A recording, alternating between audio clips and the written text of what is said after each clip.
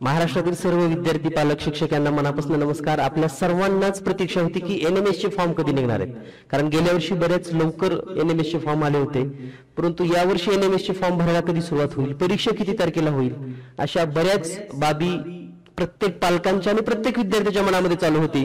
परंतु आता ती प्रतीक्षा संपलेली आहे, कारण एनएमएस फॉर्म भरणे सुरू झालेले आहे। अगदी कालपासून हे एनएमएस चे फॉर्म भरणं सुरू झालेलं असून याबाबत आपण सविस्तर आणि थोडक्यात माहिती घेऊयात लगेच। तर महाराष्ट्र राज्य परीक्षा परिषद यांचे हे पत्र जर आपण पाहिलं तर आपल्या लक्षात येईल की राष्ट्रीय आर्थिक दुर्बल घटक विद्यार्थ्यांसाठी शिष्यवृत्ती परीक्षा योजना म्हणजेच एनएमएस ही दिनांक 22 डिसेंबर 2024 रोजी घेण्यात येणार आहे। म्हणजेच 22 डिसेंबर 2024 रोजी ही परीक्षा होणार असून याचे फॉर्म भरणे आपण या ठिकाणी पाहू शकता। 22 डिसेंबर 2024 ही एनएमएस ची तारीख तुम्हाला दिसेल। त्याचबरोबर जे फॉर्म भरायची दिनांक आहे ते 5 ऑक्टोबर पासून उपलब्ध होणार आहे।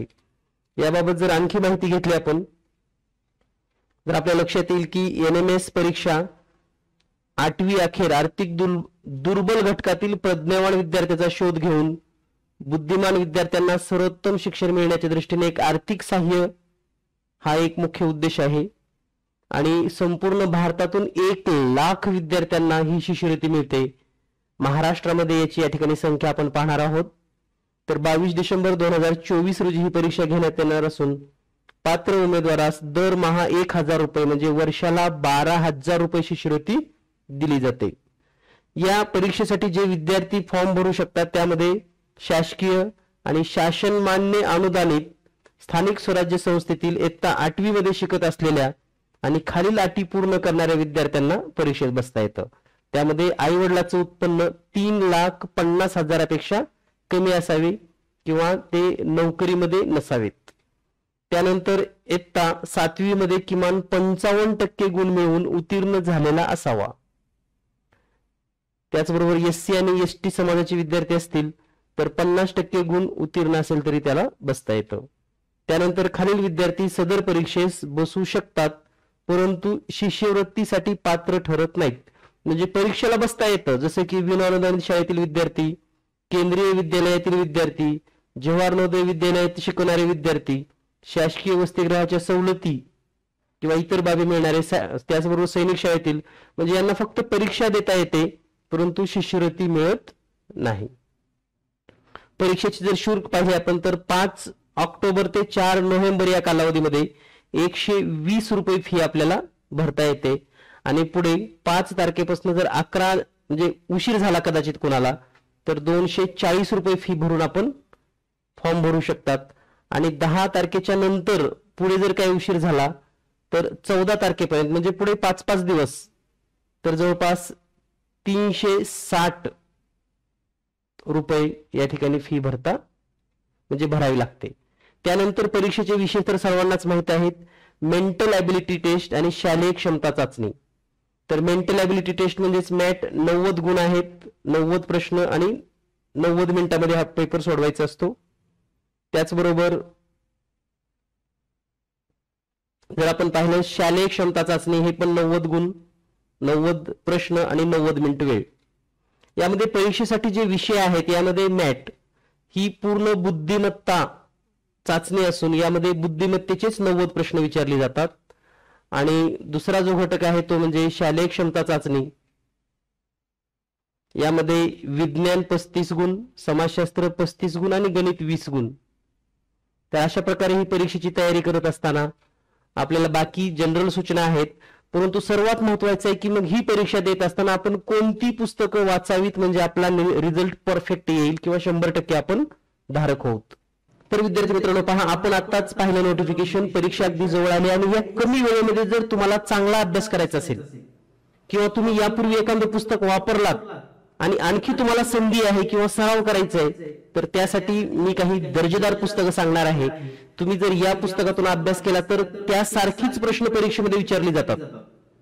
त्यामुळे योग्य सराव आणि कमी वेळेमध्ये पहा, ज्यांचा अभ्यास झाला नाही त्यांनी ही पुस्तकं आजच खरेदी करा, ज्यांचा अभ्यास पूर्ण झालाय त्यांनी जास्तीचा सराव म्हणून, एक्स्ट्राचा सराव म्हणून या पुस्तकातला अभ्यास करा। तुम्हाला शिष्यवृत्ती तर मिळेलच पण खूप चांगल्या पद्धतीचा तुमचा स्कोर असेल। तर पाहूया ती पुस्तकं कोणती। तर या ठिकाणी तुम्ही जे स्क्रीनवर पुस्तकं पाहत आहात यामध्ये दोन पुस्तकं तुम्हाला दिसतात. एक आहे मार्गदर्शिका. यामध्ये बुद्धिमत्तेसाठी आतापर्यंत आलेले सर्व प्रकारचे प्रश्न सोडवून दिलेले आहेत, जेणेकरून याच प्रकारचे प्रश्न परीक्षेमध्ये येऊ शकतात. आणि दुसरा आहे प्रश्नसंच. प्रश्नसंच आणि मार्गदर्शिका या प्रश्नसंचचा जर अभ्यास केला तर यामध्ये मॅटचे 10 पेपर आणि शॅटचे 10 पेपर म्हणजे एकूण 20 पेपर. दररोज एक जरी पेपर दिला तर तुम्ही 20 पेपर 20 दिवस सराव करू शकतात. आणि जर समजा मार्गदर्शिका घेतली तर मार्गदर्शिकेमध्ये जे बुद्धिमत्तेचे प्रश्न आहेत, तुम्हाला बुद्धिमत्तेला 75 पेक्षा जास्त गुण मिळाले पाहिजेत, अशी ही मार्गदर्शिका आहे. त्यामुळे आजच ही मार्गदर्शिका आणि हा प्रश्नसंच खरेदी करा. मी पुन्हा एकदा रिपीट करतोय, तुमचा यापूर्वी जरी तुम्ही एखादं पुस्तक कोणतं घेतलं असेल, त्याचा अभ्यासक्रम पूर्ण झाला असेल, तर आता एक पुस्तक हे अभ्यास करायला काही हरकत नाही. आपल्याला मिळवायचे 48,000 रुपये शिष्यवृत्ती. वर्षाला 12,000 रुपये 4 वर्षाचे होतील. 12 गुणिले 4 12 48,000 रुपये. आणि ही जर 48,000 रुपये शिष्यवृत्ती आपल्याला मिळवायची असेल तर तुम्हाला हा प्रश्नसंच आणि मार्गदर्शिका आजच मागणी करा. तुम्हाला वर व्हॉट्सअप नंबर दिलेला आहे. पुस्तक मागणीसाठी तुम्ही यावर जर पुस्तक मागणी केली तर तुम्हाला हे पुस्तक महाराष्ट्रामध्ये बाय पोस्ट मिळतील. त्याचबरोबर महाराष्ट्रामध्ये पुणे, औरंगाबाद, लातूर या ठिकाणी वेगवेगळ्या दुकानामध्ये पुस्तकं उपलब्ध आहेत. कोल्हापूरला पुस्तकं उपलब्ध आहेत. तुमच्या जवळच्या जिल्ह्याच्या ठिकाणी तुम्ही चौकशी करा. नसेल तर तुम्हाला हा जो व्हॉट्सअप नंबर दिलाय याच्यावर ही पुस्तकं तुम्ही घरपोच मागवू शकतात. अगदी एक जरी पुस्तक मागवलं तरी तुम्हाला पोस्टाने तुमच्या पत्त्यावर घरी मिळेल. त्यामुळे आजच ही दोन्ही पुस्तकं मागणी करा. आता महत्वाचं म्हणजे जर आपले विद्यार्थी सेमी इंग्रजी माध्यमात असतील तर सेमी इंग्रजी माध्यमासाठी पण मार्गदर्शिका सेमी इंग्रजी म्हणजे विज्ञान आणि गणित इंग्रजीमधून आणि प्रश्नसंच तो पण सेमी मध्ये तुम्हाला दिसेल या ठिकाणी. यामध्ये पण मॅथच्या 10 आणि सॅटचे 10 पेपर आहेत. म्हणजे मराठी माध्यम असेल तरीही मार्गदर्शिका आणि प्रश्नसंच उपलब्ध आहेत. आणि इंग्रजी किंवा सेमी माध्यमातून परीक्षा देणार असाल तरी आपल्याकडे मार्गदर्शिका आणि प्रश्नसंच उपलब्ध आहेत. त्यामुळे या बाबीचा नक्कीच तुम्हाला चांगला फायदा होईल. पुन्हा एकदा सांगतोय, वेळ कमी आहे, आपल्याकडे 2 महिने वेळ आहे.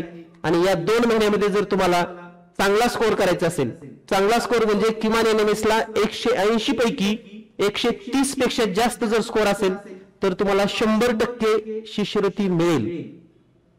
त्यामुळे यासाठी प्रयत्न करायचा असेल, जर तुमच्याकडे हे पुस्तक नसेल तर आजच मागणी करा, कारण यामध्ये तुमचं यश दडलंय हे मी खात्रीने सांगू इच्छितो. आणि या ठिकाणी तुम्हाला सर्वांना परीक्षेसाठी शुभेच्छा देऊन मी थांबतो. धन्यवाद.